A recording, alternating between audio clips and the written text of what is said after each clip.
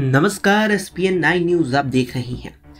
केंद्र सरकार द्वारा तत्कालीन प्रधानमंत्री चौधरी चरण सिंह को भारत रत्न देने के फैसले पर राज्यसभा में कांग्रेस द्वारा हंगामा करने से राष्ट्रीय लोकदल प्रमुख जयंत चौधरी ने बड़ा आरोप लगाया है। उन्होंने कहा है कि हंगामे के वक्त यही दो नेता अगुवाई कर रहे थे और लीडिंग द चार्ज थे।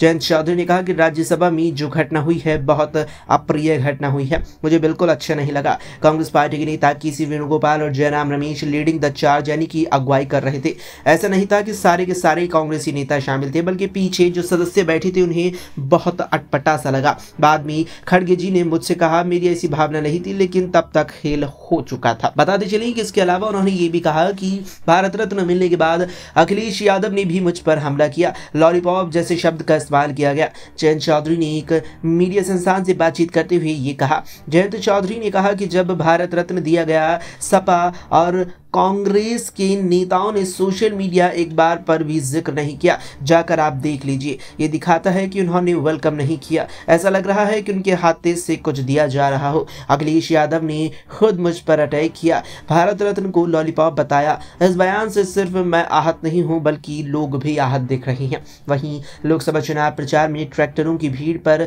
प्रतिक्रिया देते हुए रालोद प्रमुख जयंत चौधरी ने कहा कि रैली में ट्रैक्टर की भीड़ लोकदल की हमेशा से परंपरा रही है और ये काफी मात्रा में हमारी रैली में दिख रही है। ये एक सुखद संकेत है। लोगों ने चौधरी चरण सिंह के काम को देखा और अब उनका नया काम देख रहे हैं। भारत रत्न मिले तो लोगों के अंदर उत्सुकता पैदा हो गई।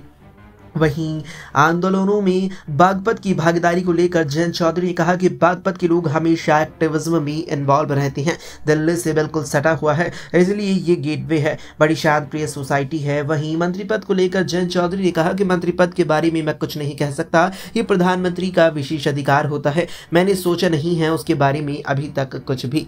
बता दें कि जयंत चौधरी इंडिया गठबंधन का हिस्सा थी, जिसके तहत अखिलेश यादव ने उन्हें उत्तर प्रदेश में 7 लोकसभा सीटें दी थी, लेकिन उसके बाद दोनों की इस पर सहमति पूरे तरीके से नहीं बन पाई। लिहाजा जयंत चौधरी ने इंडिया गठबंधन छोड़कर एनडीए गठबंधन का दामन थाम लिया, जहां लोकसभा की एनडीए की ओर से उन्हें 2 ही सीटें दी गई, जबकि उनके एक विधायक को योगी सरकार के मंत्रिमंडल में भी शामिल कराया गया। फिलहाल के लिए इस वीडियो में इतना ही। देश और दुनिया की तमाम खबरों के लिए आप देखते रहें एसपीएन 9 न्यूज।